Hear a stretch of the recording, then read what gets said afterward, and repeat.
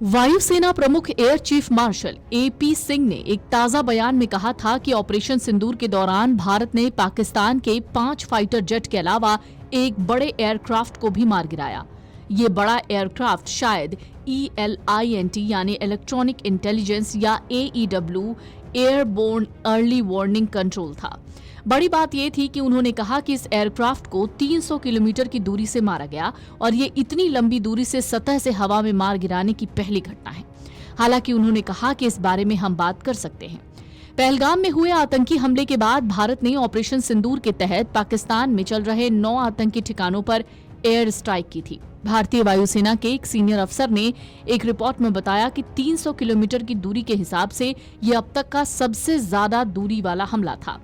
Air force के chief ने जब ये कहा कि हम इस बारे में बात कर सकते हैं तो इसका सीधा मतलब ये है कि दुनिया भर में ऐसे हमलों की पुष्टि कर पाना मुश्किल होता है, क्योंकि ऐसे विमान का मलबा उसी देश की सीमा में ही गिरता है। एयरफोर्स के अफसर ने यह भी बताया कि लंबी दूरी से मार करने वाली घटनाओं को मुश्किल से दर्ज किया जाता है या उनके बारे में सार्वजनिक रूप से कोई ऐलान भी नहीं होता।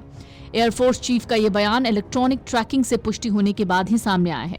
एयरफोर्स के अफसर ने कहा कि हमारे पास इलेक्ट्रॉनिक तरीके हैं जिससे हम किसी टारगेट को मार गिराए जाने की घटना की जांच कर सकते हैं। अब सवाल है कि 300 किलोमीटर की दूरी से किसी टारगेट को मार गिराने की घटना इतनी अहम क्यों है और क्या इससे पहले भी इस तरह के कुछ हमले दुनिया भर में हुए हैं?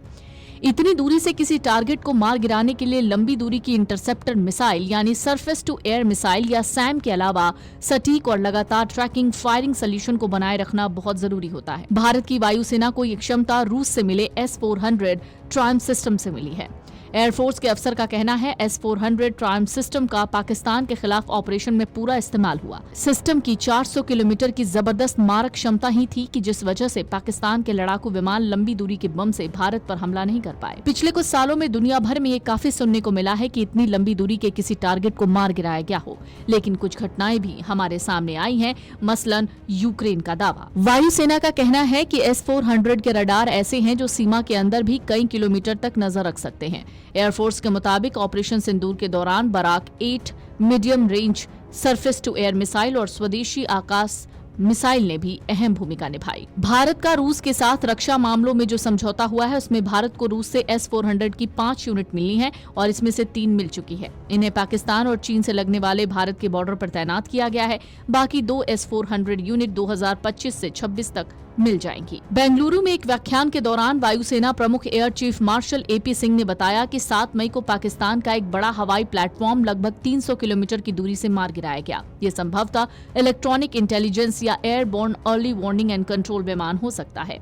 उन्होंने इसे अब तक का सबसे लंबी दूरी से दर्ज सतह से आकाश में मारने वाली घटना बताया। इतनी लंबी दूरी से किसी हवाई लक्ष्य को गिराने के लिए सिर्फ लंबी दूरी के इंटरसेप्टर मिसाइल ही नहीं बल्कि सटीक ट्रैकिंग, स्थिर टारगेट लॉक और लक्ष्य तक हथियार की निरंतर मार्गदर्शन क्षमता की भी जरूरत होती है।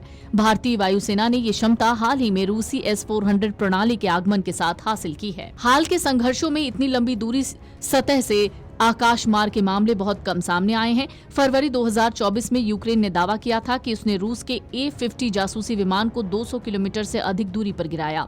फरवरी 2022 में यूक्रेन का एक Su-27 लड़ाकू विमान रूसी S-400 से लगभग 150 किलोमीटर की दूरी पर गिरा। 300 किलोमीटर की दूरी से इस तरह का हमला सार्वजनिक रूप से दर्ज होना अत्यंत दुर्लभ है।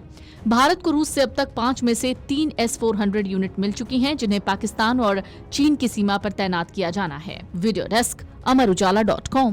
अगर आप ये वीडियो YouTube पर देख रहे हैं तो हमारे चैनल को सब्सक्राइब कर बेल आइकन दबाएं और Facebook पर देख रहे हैं तो हमारे पेज को लाइक करें।